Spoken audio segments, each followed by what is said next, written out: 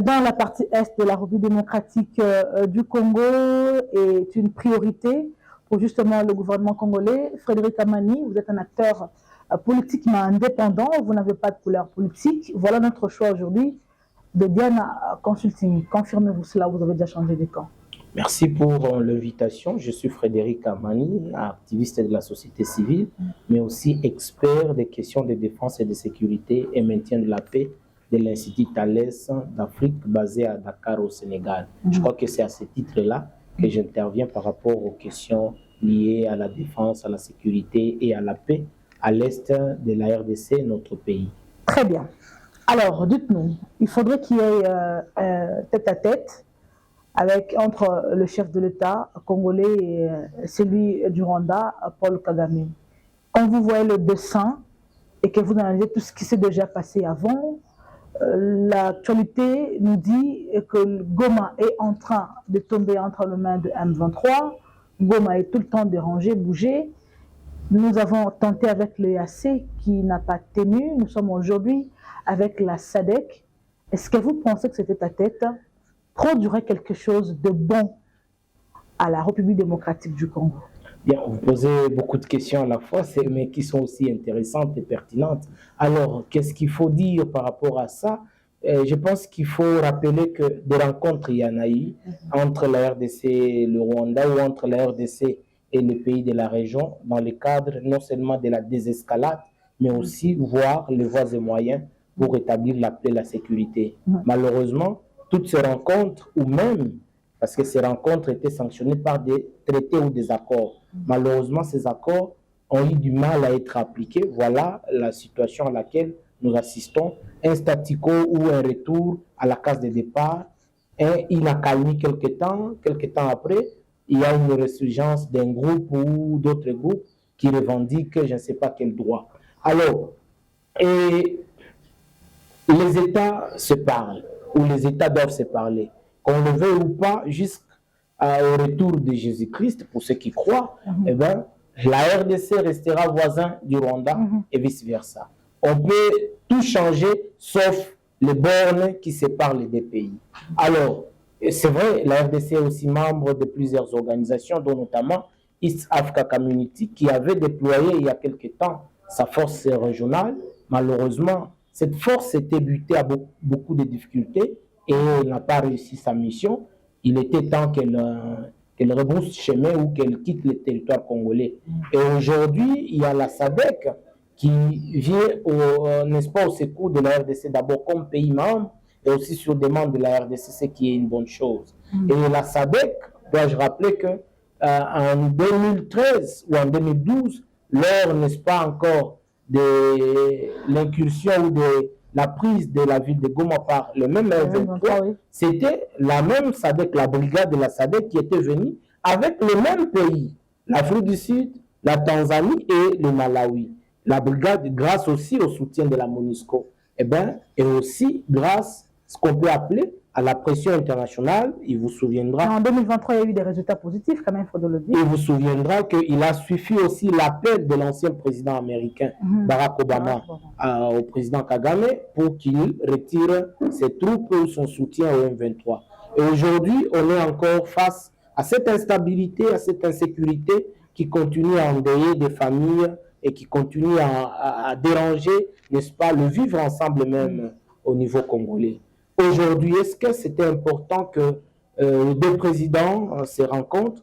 Oui, c'était important dans la mesure où, au niveau international, la communauté internationale préconise ou souhaite que les États, dans leur vivre, puissent résoudre leurs différends ou leurs conflits par les moyens pacifiques, dont notamment la négociation ou le dialogue. Et lorsque ces moyens n'ont pas abouti à des résultats escomptés, on peut passer à d'autres moyens, dont notamment la guerre. Aujourd'hui, on peut ne pas le dire, je ne suis pas de ceux qui pensent qu'il faut la guerre, quand bien même la RDC en a les possibilités ou les capacités. Je le pense, oui. Et il y a certaines têtes qui disent déjà que notre armée n'est pas bien armée. Voilà. Les outils, nous n'en avons pas. je ne voudrais pas entrer dans cette polémique, mais excusez-moi, avec beaucoup d'humilité, en tant que chercheur des questions de défense et de sécurité, je pense, et la RDC est capable de mener une guerre contre le Rwanda, contre l'Ouganda. Alors, je crois que c'est la prudence. Pourquoi? Parce qu'on sait commencer une guerre, on ne sait pas la terminer. Il y a quelques jours, on a célébré les 2 ans de la guerre russo-ukrainienne, où on pensait que c'était une histoire d'une semaine, 2 semaines. Aujourd'hui, on est là et on ne sait pas encore combien de temps ça va durer. Et la guerre a des conséquences collatérales, et du côté congolais et du côté rwandais. Je crois que la prudence du gouvernement congolais, ici j'ai fait allusion, du président de la République comme garant de bon fonctionnement et comme commandant suprême, de ne pas déclencher cette guerre. Cette prudence est louable, mais faudrait-il, en s'appuyant sur la voie diplomatique, faudrait-il alors bien les manipuler pour que ça apporte des résultats escomptés. Donc, la rencontre, oui, mais on ne doit pas non plus se féliciter du fait que les 2 chefs d'État, le président Félix et le président Kagame, se rencontrent, que ce soit en Angola ou ailleurs, mais faudrait-il que cette rencontre apporte des résultats, c'est-à-dire, ils vont, peut-être cette rencontre sera sanctionnée par un accord, bien entendu, mais faudrait-il que l'autre partie, notamment le Rwanda, accepte de l'appliquer. Et c'est ça le problème. D'abord, je dois relever un fait. Tous les rapports d'experts des Nations Unies et des différentes organisations œuvrant dans la région ont montré clairement le soutien du Rwanda et de l'Ouganda au M23. Mais depuis bien longtemps, le Rwanda, au travers du président Kagame, n'a jamais accepté qu'il soutenait, n'est-ce pas, le M23. Et de l'autre côté, le gouvernement congolais refuse de négocier avec le Rwanda. Et je crois que de part et d'autre, il semble avoir un problème de démarche. Parce que le M23 est sur terrain, c'est vrai, c'est un arbre qui cache la forêt. Derrière le M23, il y a le Rwanda, l'Ouganda. Et l'Occident. Et je vais aller plus loin. Derrière aussi le Rwanda, l'Ouganda, il y a certaines multinationales, certaines puissances. Voyez-vous? Alors, moi, je pense que la pression que la RDC exerce est louable, mais faudrait-il amener le Rwanda à accepter cet accord et à l'appliquer? Dans le cas contraire, on risque de tourner à rond. Je vais aller plus loin. Il y a 2 jours, on venait de célébrer la 11e année de l'accord cadre d'Addis Abeba. Cet accord qui a été signé exactement au lendemain de la guerre de Goma en 2013. Mais il y a des engagements que le pays de la région devrait respecter, notamment le Rwanda, l'Ouganda et bien d'autres. Mais aujourd'hui, cet accord, 11 ans plus tard, semble être lettre morte. Quand bien même du côté congolais, tant soit peu, on essaie d'appliquer ce qu'on peut, mais ça a été une lettre morte. Pourquoi? Parce que on se presse de signer des accords. On met en place des traités qu'on ne respecte pas, qu'on viole, et on est en train de tourner à rond. Et ça justement, voilà pourquoi, Frédéric Amani, il y a des Congolais qui pensent que ça ne servait plus à rien de pouvoir parler au président rwandais. Il y a certaines têtes qui refusent même de citer son nom, mais ça devient énervant d'entendre les gens citer son nom. En fait, les gens qui pensent qu'on ne peut même pas parler avec, parce qu'on sait qu'il n'y a pas longtemps, vous venez de le dire, nous avons célébré les 11 ans de l'accord cadre d'Addis Abeba, sans succès aujourd'hui. Il y a également, il n'y a pas longtemps ici, je crois qu'il n'y a même pas une année, le Rwanda, ensemble avec la communauté internationale, ont fait un semblant d'appeler la M23 au cessez-le-feu, mais rien n'a été fait. Alors, en quoi est-ce que vous avez dit, c'est vrai, le Rwanda restera voisin au Congo, mais en quoi est-ce que cette rencontre-là de nos 2 chefs d'État peut apporter solution? Parce qu'on sait que même si ça a couché, je ne sais pas moi, de recommandations, qu'est-ce qui prouve que cette fois-ci, ça sera le bon pour que la RDC sorte de ce gouffre? Bien, vous savez, une rencontre en soi, excusez-moi de décevoir certains des téléspectateurs, une rencontre en soi ne change pas grand-chose. Ce qui change maintenant, c'est ce que les États acceptent d'appliquer après cette rencontre. Ils peuvent ne pas se rencontrer, les 2 chefs d'État, mais quelle est la bonne foi, la bonne volonté du côté congolais et du côté rwandais, et surtout du côté de la médiation, d'accompagner les efforts de la mise en place ou de l'application de cet accord. Voilà pourquoi je pense que dans toute société moderne, on ne peut pas ignorer les vertus d'un dialogue ou d'une négociation. Même, excusez-moi, la Russie et les États-Unis ou la Russie avec l'Ukraine, il y a des pourparlers, il y a des négociations. Donc, même avec les diables, excusez-moi l'expression, on peut négocier, on peut parler, mais faudrait-il être clairvoyant, prudent, pour qu'on ne tombe pas dans le piège. Nous avons l'impression que le Rwanda n'a pas peur de la RDC, comme bien vous avez dit, que notre armée était prête, seulement qu'on est prudent, d'autant plus que vous avez raison, hein, la guerre c'est pas chez nous, c'est sous nos sols. La crainte de perdre encore plus de Congolais, mais le Rwanda, à la tête même de Paul Kagame, on sent qu'il ne respecte pas les Congolais, je parle en termes de nation, il ne craint pas la RDC pour pouvoir tout laisser ou faire bas la terre, et puis que l'Est de la RDC vive en paix. Bien, Madame Diane, Du coup, la rencontre ne nous sert à rien. Vous savez, je ne le dirai jamais assez.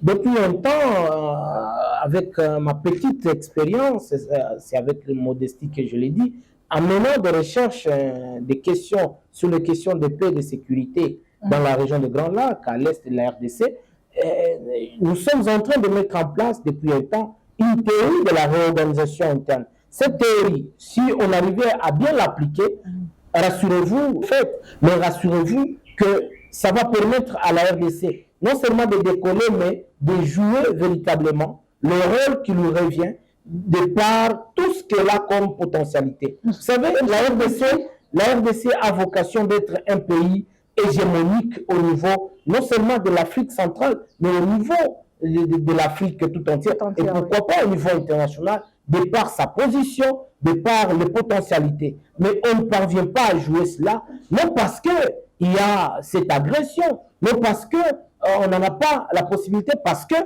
manque un élément. On peut ne pas le dire à haute. C'est cette réorganisation au niveau interne qui fait intervenir plusieurs organismes. À quoi faites-vous allusion quand vous dites Lorsque je parle de la réorganisation interne, je fais allusion à plusieurs éléments. Notamment, d'abord, la prise de conscience des Congolais, de ce que nous sommes et de ce que nous voulons être. J'ai comme l'impression que face à cette guerre, on a beaucoup tendance à beaucoup se diviser que s'unir.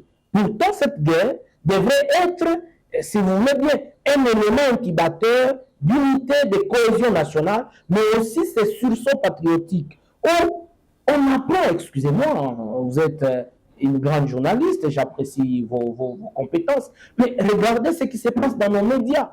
Un pays qui fait face à la guerre, combien d'émissions, que ce soit des chaînes grandement réputées, à part quelques médias dont je ne vais pas citer les noms, mais quelles sont les émissions de prise de conscience, les émissions de débats télévisés, où on apprend aux gens ces conflits, où on vante les prouesses du gouvernement congolais, ou des vaillants soldats qui font un très bon travail.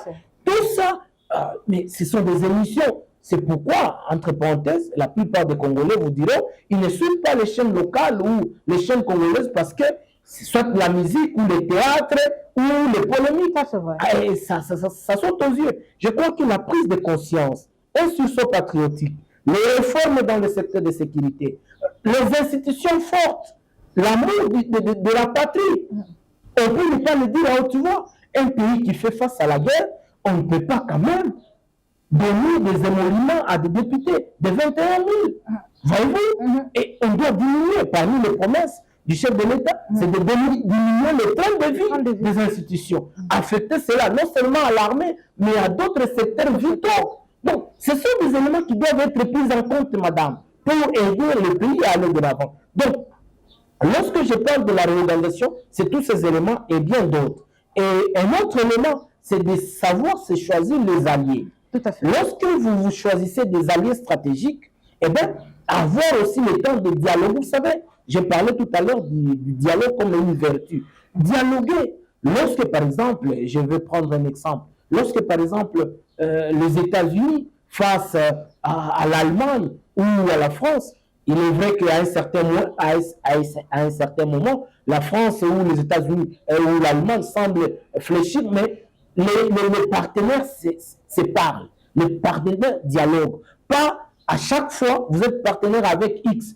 ou Y, mais c'est X qui semble vouloir faire passer, n'est-ce pas, tous ces points de vue, ces désiderata, dans ces moments-là, ça pose problème. Donc, autant d'éléments qui doivent être mis en place par la RDC, et je suis sûr qu'on est en train d'y travailler pour que cela apporte des résultats escomptés. Donc, la rencontre, elle est louable, et c'est une bonne chose parce que on peut ne pas le dire, tu vois, Madame Diane, vous savez, en géostratégie ou dans la conduite de la guerre, lorsque vous ne gagnez pas la guerre, il ne faut pas se tromper.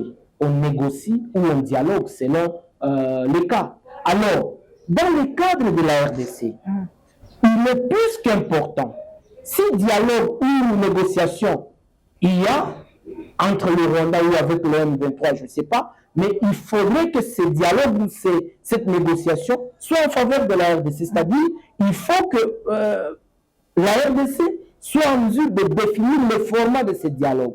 Le plus souvent, Madame Diane, c'est que la recrudescence de ces conflits ou surtout des groupes rebelles, c'est par rapport aux accords que la RDC a eu à signer, qui, à un certain moment, la RDC les signé en position de faiblesse. Et ça s'est retourné contre la RDC. Même le fameux accord cadre d'Addis Abeba auquel j'ai fait allusion, lorsque vous le lisez, vous allez comprendre que, entre parenthèses, la RDC, pendant ce temps, semblait être en position de faiblesse. Où il y a beaucoup d'engagements vis-à-vis de la RDC, mais lorsque vous lisez les engagements des pays de la région ou même de la communauté internationale, ce sont des engagements, passez-moi l'expression, des engagements passerelles qui ne sont pas assortis de beaucoup de coalitions.